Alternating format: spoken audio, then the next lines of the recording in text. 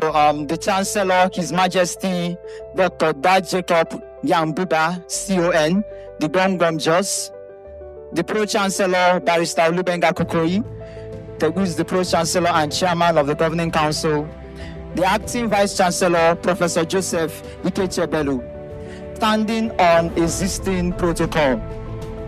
I have 2 assignments for today. I'm not going to be reading from paper. I don't read from paper. I speak to people. Am I communicating? Am I communicating? My name is Egwuchika Tochukwu ONYEZE, like he has already said, and I'm very honored to be the overall best graduating student of this particular academic session. So first of all, I would like to extend honor and gratitude to whom it is due, and then I'll go into the depth of the assignment. Are we together? Yes. So I would like to extend my gratitude to God for His support, for His strength. God has been my source of wisdom. God has been my source of strength. I want to thank God for the salvation of my soul, without which I will not be standing here. I want to thank God for enduing me with wisdom, with intelligence, with brilliance. Are we together? I want to also thank my parents. They are the most amazing parents in the world for me. If I were to choose parents again, I will choose them over and over and over again. And this is not sentiment, it's fact. I also want to thank all the staff of the university. I want to thank the dean, both the immediate past dean and the current dean of the Faculty of Engineering. I want to thank the HOD of my department, Professor Scholastic Annebe. I want to thank my supervisor as well, my project supervisor, Professor Akpadu. I want to thank Dr. Chukwunenye. I needed to mention these individuals because they have been cardinal to my journey here in school. Now I'm proceeding from there. I would like to acknowledge and honor my friends and my siblings that have been a great support.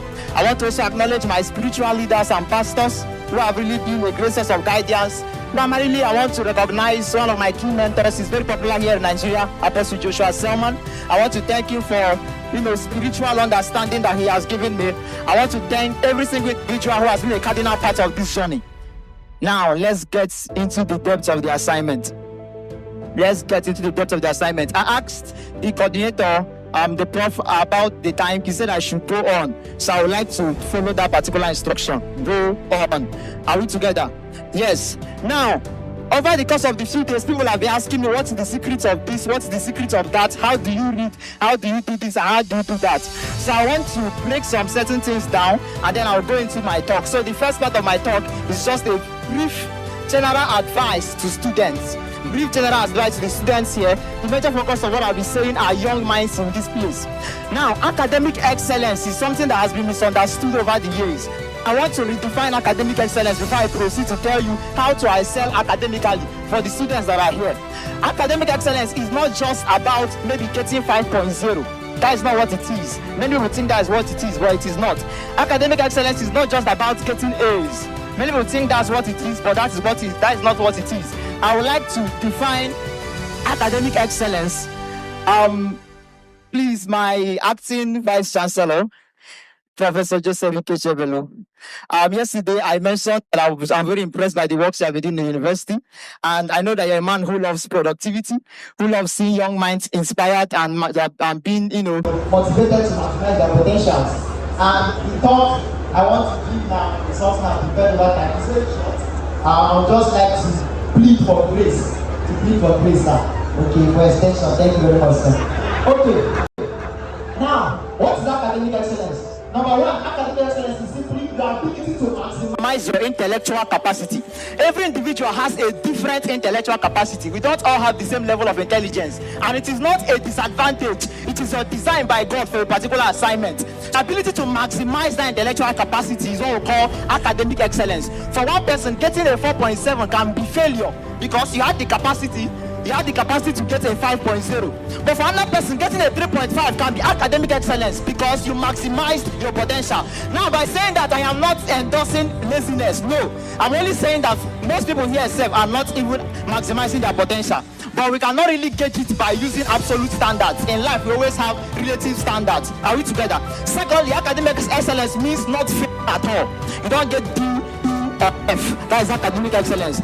Academic excellence also means that you have a consistency of grades. We don't want to be seeing A, D, B, C. No, No, there has to be consistency of grades.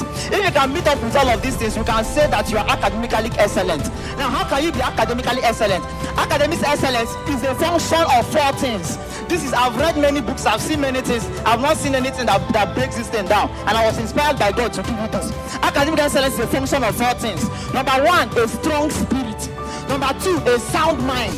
Number 3, a brilliant brain. And number 4, effective work input. That is what makes for academic excellence. Many people coordinate one aspect and leave the other. They work. The mind is not sound, and then maybe they don't focus on God, and then you see them maybe do well at the end or even fail, because that God factor has to be there. Some other people do imbalanced coordinations. No, you have to coordinate these 4 things to see academic excellence. Now, when I talk about a strong spirit, I'm saying you should have what? A relationship with God. It is very, very important to have a relationship with God. That is where all wisdom flows from. That is where all strength, all support flows from. When I talk about a sound mind, it means your mind should be free of fear, and you should have a high standard for excellence. What will you get and you consider yourself excellent? If you get to C, will you say I have passed? No, you have to have a high standard for academic excellence. That's why you must see some people's results. My results will inspire many people here. I'm very sure of that. To even get higher than that. Now, what is a brilliant brain? I think I'll move to effective work input. Effective work input simply means you have to study to know, you have to study to understand, and you have to study to apply. That's what effective work input means. I cannot go deep into that because maybe you can check out my social media handles and get that. Now, for the brilliant brain, everybody here has a different intellectual capacity. Please note this, very, very important. It is called IQ. But the same way we all have intellectual capacity, there are different other capacities that many people have here that they have never explored. Many young ones here are full of potentials, never explored those particular potentials that they have. Apart from intellectual capacity, there are many other capacities individuals have. One of them is intuitive capacity, the ability to think and create and imagine. Somebody can have high intellectual capacity, GPA of 5.0, but cannot create imagine. Like some other guy in class who can draw and bring about inventions that the intellectual capacity guy cannot bring about. Another capacity that humans have is the ability to communicate. Communicative capacity, very, very important capacity. We also have relational capacity, the ability to relate with your fellow human beings. Are we together? Now, all of these capacities are things that you must put into frame for you to be able to do impact. Every single person here, I said every single person here comes short from the village, because I come from the village, or from the city, or from anywhere you came from. Yes, I came from the village. If you go to where I come from, you won't even see any electric pole there. But I'm standing here today addressing people. Are we together? Wherever you are coming from, by engaging your capacity with God, you can do exploits. Now, I'm not saying you have to graduate to do exploits. No, I'm saying every single person here can start doing exploits from where they are. From where they are. As a student, you cannot be brilliant and your classmates are not passing. No, it doesn't make sense. Do exploits with your capacity. Let your communicative capacity impact people. Let your intellectual capacity impact people. Let your literacy capacity impact people. That is what matters at any level that you are with together. Now, there are 7 expressions of capacities. These expressions are the capacity, the ways that capacity expresses itself. Every single person here can begin to engage in them. The first one is invention. This, I know it might look as if I'm rushing, but I know that this talk will bring about a lot of inspiration, a lot of development in this country. This particular talk I'm talking here, are we together? Talks reverberate across generations. Yes. The first one is invention, bringing about new things. You might have studied biochemistry, they told you are useless. You can come out with the cure for cancer. You can come out with new ways of preserving clothes, preserving foodstuffs. It doesn't matter the course you graduated or you studied. Invention is possible. Innovation is possible. Bring about new things of doing the things that already are. Products, you can't just say there is no job. Every problem in the society is an unlisted job opportunity. You have to be able to look at those problems and create a product that will be able to solve them. Service.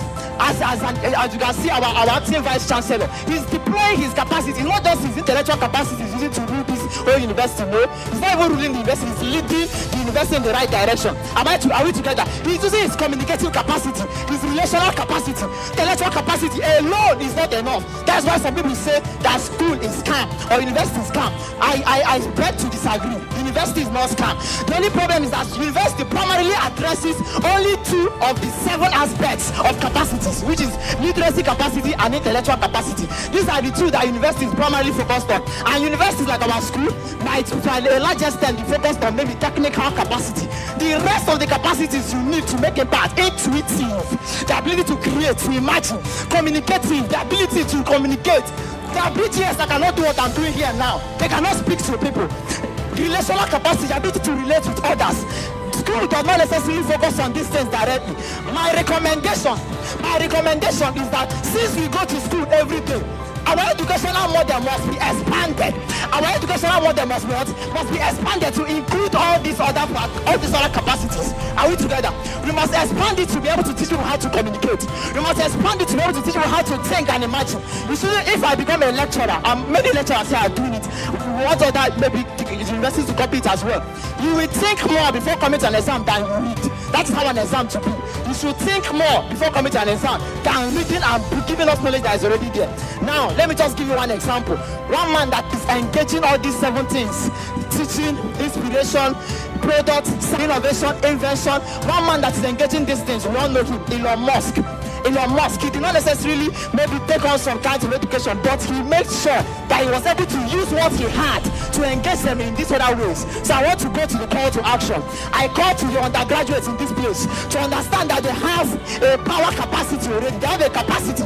As you are in school, also outsource the other abilities that you need, but be very prioritized your academics. Okay, give emphasis to your academics, but make sure you're not lacking in the communication, you're not lacking in technical skills, you're not lacking in relation. I also want to call on the graduates in this place. Don't say job market, labor market. What is labor market? I'm not coming out of here. I'm coming out of this school as an arrowhead. If you want to see me next, look at your television. Look at your television. That's where you see me next. Problems are everywhere in Nigeria. And you are crying, why did they not create me in US? Why would they create me in US? The beauty of light is where there is a lot of darkness. You have something that you can unleash to be able to bring about a revival in this country. Are we together? Now I want to call to the lecturers. It's just a candid advice, because I also want to go into the academia. I will be a professor one day, yes. So I also want to go to the lecturers. Give students knowledge and understanding.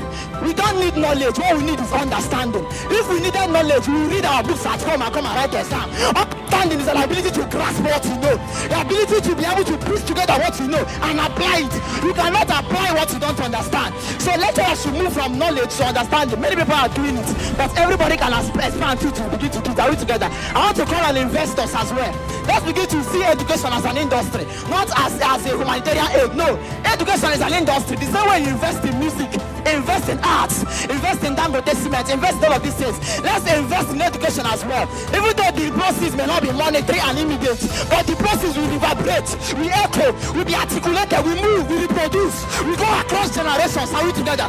I want to call on the government that will do the marvelous work, but we can do more to invest in different areas of education. Education is very, very important. You don't need to use your capacity to be a Yahoo boy, but decide to create solutions. Why use it to cause problems? Your source of income can be a source of solution to problems. The same relational ability and communication ability you use to dupe clients, you can use it to be a salesman, a salesperson for Elon Musk. You can turn it not just be a generator that electrocutes people, but to become a generator that gives light, that powers refrigerators, powers electric irons. Are we together? Okay, in conclusion, I want to thank you very much. You have given me enough time. In conclusion, I have to stop at this place. In conclusion, please remember that God is the source of all strength. Remember that God is the one who designed you to give solutions, and He has given us Jesus Christ to accept salvation in Him.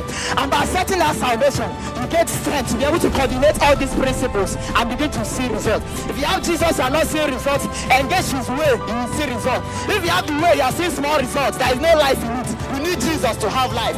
The end is glory. If it is not glory, it has not ended. Better is not good enough. The best is yet to come. I remain Egwuchika Tochukwu ONYEZE.